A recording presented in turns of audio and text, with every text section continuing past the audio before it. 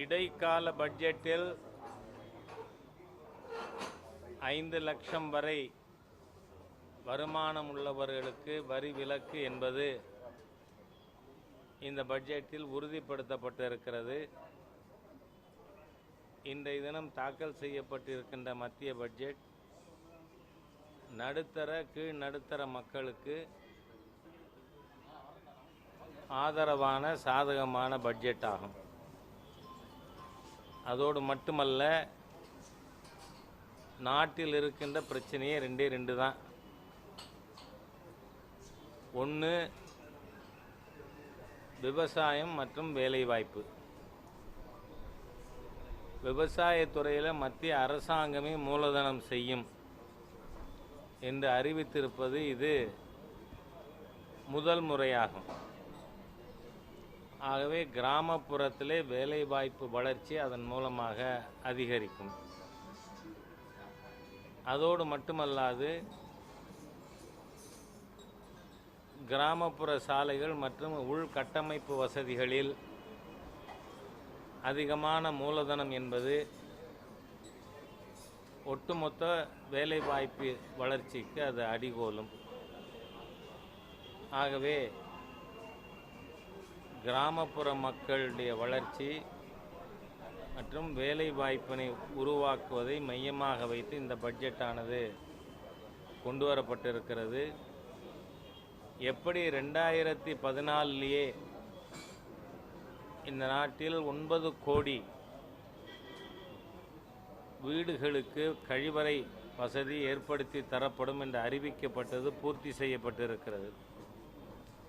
அதுபோல 2022 அனைவருக்கும் வீடு, அனைத்து வீடுகளுக்கும் சமையல் எரிவாயு இணைப்பு செய்து தரப்படும் என்று அறிவித்திருப்பது வரவேற்கத்தக்க ஒன்று. ஆகவே ஒட்டுமொத்தமாக இந்த பட்ஜெட் எல்லா தரப்பினருடைய வரவேற்பையும் பெற்றிருக்கிறது. நான் சொல்கிறதுக்கு நீங்கள் தரும்.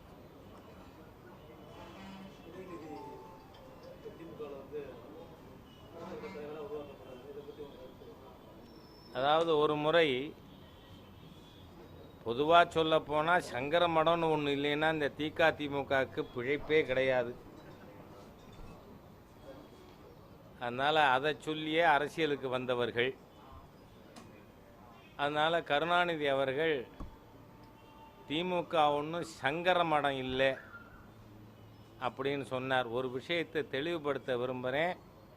சங்கர மடத்தில் சங்கராச்சாரியார்கள் பரம்பரை வாரிசாக நியமிக்கப்படுவது இல்லை என்ற அடிப்படை அறிவே இல்லாமல் சங்கர மடத்தை விமர்சிக்கணுங்கிறதுக்காக கொச்சையாக கருணாநிதி பேசியது.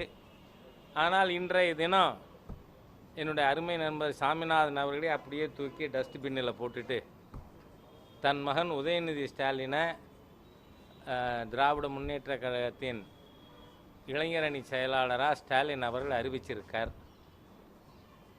அதாவது கொள்கை ரீதியாக நமக்கு திமுகவோடு கருத்து வேறுபாடுகள், அடிப்படையில் சித்தாந்த வேறுபாடுகள் உண்டு.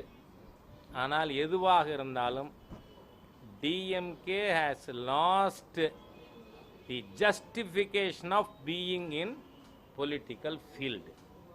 ஏனென்றால் பரம்பரையாக வாரிசாக வந்தால் ஒழிய அந்த கட்சியிலே வேறு யாருக்கும் இடமில்லை என்பதை உறுதிப்படுத்தி இருக்கிறது. இருந்தாலும் உதயநிதி ஸ்டாலினுக்கு என்னுடைய வாழ்த்துக்களை தெரிவித்துக் கொள்கிறேன். ஆனால் போன ஒரு 15-20 நாளைக்கு முன்னாடி தான் ஸ்டாலின் சொன்னார், என் குடும்பத்தைச் சேர்ந்தவர்கள், அது என் மகனாக இருந்தாலும் சரி மருமகனாக இருந்தாலும் சரி, அவர்கள் அரசியலுக்கே வரமாட்டார்கள் என்று அழுத்தந்திருத்தமாக சொல்லிக்கொள்கிறேன்னு ஸ்டாலின் சொன்னதை நான் இப்போ நினைவு கூற விரும்புகிறேன். இது எதை காட்டுதுன்னா, 3 படி லட்சியம் 1 படி நிச்சயம்னு பொய் சொல்லி 67 வந்து போன பாராளுமன்ற தேர்தலில் அதே போல் பல புழுகு மூட்டைகளை அவிழ்த்து விட்டு வெற்றி பெற்றவர்கள் மீண்டும் ஒரு புழுகை நிலைநிறுத்தி இருக்கிறார்கள். திராவிட முன்னேற்ற கழகம் பொய்யின் புழுகின் ஒட்டுமொத்த உருவம், எம்பாடிமெண்ட் ஆஃப் லைஸ் அண்ட் அன்ட்ரூத்ஃபுல்னஸ் அப்படின்னு சொல்கிறேன். பட்ஜெட்ல எதுவும் புதுமையா எதுவும் இல்லை. அதுவும் ஏழை மக்களுக்கான எந்த ஒரு பலனும் இல்லாத பட்ஜெட்டா இருக்கு. ஆமாம், விவசாயம் ஏழை மக்களுக்கானது இல்லை. 14 நாடுகளில் அவரோட மூலதனம் 6 லட்சம் கோடி இருக்கும்னு சொல்கிறாங்க. அதுதான் ஏழைகளுக்கு பலன் உள்ளதுன்னு அர்த்தமா? இவரை மாதிரி ஏழைக்கு பலன் இல்லை தான். ஆனால் என்ன மாதிரி விவசாயம் பண்ணிகிட்டு இருக்கிற இன்றைக்கும் பால் மாடு வச்சு வாழ்ந்து கொண்டு இருக்கிற என்ன மாதிரி ஏழைகள் நிச்சயமாக வரவேற்பாங்க. சார், வைகோக்கு இன்னைக்கு தேசத்தோட அந்த 1 வருட சிறை தண்டனை வழங்கியிருக்காங்க. அதை நீங்கள் எப்படி சார் பார்க்குறீங்க? நான் ரொம்ப நாளாக சொல்லியிருக்கேன் தேச துரோகி தான் அவர்னு. இன்னைக்கு நீதிமன்ற முத்திரை கிடைச்சிருக்கு. ஹெச் ராஜா சொன்னதுக்கு அப்ரூவல் கிடைச்சிருக்கு. Judicial stamp of approval. Sir, நீதிமன்றத்தினுடைய முத்திரை கிடைத்திருக்கிற பட்சத்தில் கூட எனது பணி இளைஞர்களுக்கு அந்த வெடிக்கக்கூடிய பணி தொடரும். நான் தொடர்ந்து விடுதலை புலிகளை ஆதரித்து பேசத்தான் செய்வேன். ஆயுள் தண்டனை கொடுத்தாலும் அதை நான் மகிழ்ச்சியை ஏற்றிருப்பேன் அவர் சொல்றாரு சார். கொடுக்காமல் விட்டுவிட்டார்களே என்று வருத்தப்படுகிறேன். ஏனென்றால் சில தீய சக்திகள், நான் திரும்ப திரும்ப சொல்லுகிறேன், தமிழகத்திலே சாலை வரக்கூடாது, தொழிற்சாலை வரக்கூடாது, இளைஞர்களுக்கு வேலை வாய்ப்பு இருக்கக்கூடாது, இளைஞர்கள் வேலை இல்லாமல் இருக்கும் பொழுது அவர்கள் கையிலே ஆயுதத்தை பிடித்து கொடுத்து விட வேண்டும் என சில தீய சக்திகள், இது நான் இன்னைக்கு சொல்லலை, 4 வருஷமாக சொல்லிக்கிட்டு இருக்கேன். அது வைகோ, சீமான், திருமாவளவன், மக்கள் அதிகாரம், மே 17 போன்ற அமைப்புகள் தமிழகத்தில் எந்த முன்னேற்றமும் இருக்கக்கூடாது, இங்கே சாலை வரக்கூடாது, தொழிற்சாலை வரக்கூடாது என்று இவர்கள் எல்லாருமே அர்பன் நக்சல்ஸ். வைகோ போன்ற தமிழக இளைஞர்களை வஞ்சிக்கின்ற கூட்டத்திற்கு எதிராக பாரதிய ஜனதா கட்சி நிச்சயமாக கடுமையாக இவங்களை we would expose them thoroughly. Stalin அவர்கள் கார்பரேட்டுகளுக்கு தான் இனிப்பு வழங்கியிருக்காங்க, ஏழை மக்களுக்கு மறுபடியும் கசப்பு தான் வழங்கியிருக்காங்க. அது சரி, திராவிட முன்னேற்ற கழகமே கார்பரேட் என்டிட்டி தானே. அப்பா சேர்மனாக இருந்தால் அப்புறம் பையன் சேர்மனாக இருந்தால் அப்புறம் பேரம் மேனேஜிங் டைரக்டர், சிஎம்டி. அதனால் இவர் கட்சியே கார்பரேட்டு, கலைஞர் கார்பரேட்டு, தொலைக்காட்சி, சன் குடும்பம் கார்பரேட் செக்டார். இவர் பேசலாமா? அப்போ அவருக்கு ஏதோ லாபம் இருக்குன்ற சொல்கிறாரோ கருணாநிதியின் கார்பரேட் குடும்பத்துக்கு. அதனால் இதெல்லாம் வார்த்தை ஜாலங்கள். இந்த வார்த்தை ஜாலம் நிச்சயமாக சொல்கிறேன், தர்மத்தின் வாழ்வுதனை சூது கவ்வும், ஆனால் தர்மம் ஜெயிக்கும். தமிழகத்தில் தர்மத்தின் வாழ்வை சூது கவ்வியது 37 எம்பி. வெள்ளூரில் நிச்சயமாக திராவிட முன்னேற்ற கழக கூட்டணி தோற்கும். அன்னைக்கு சூது ஆனது தன் நிலையை புரிந்து கொள்ளும்.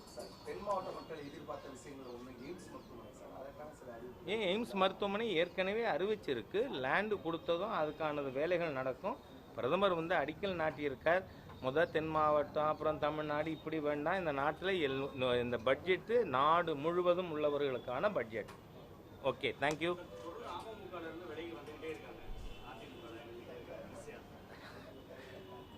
அமமுகவின் நாட்கள் முடிந்து போய்விட்டது. என்ன, அது அரசியல் களத்திலே இனி இருப்பதாக காட்டிக் கொண்டிருப்பார்கள். ஆர்கே நகரில் திரு தினகரன் அவர்கள் சட்டமன்ற உறுப்பினராக தேர்ந்தெடுக்கப்பட்ட உடனேயே நான் சொன்ன கருத்து, it is not a sample of political mood. அதனால் AMMK the days are over for Dhinakaran. Okay.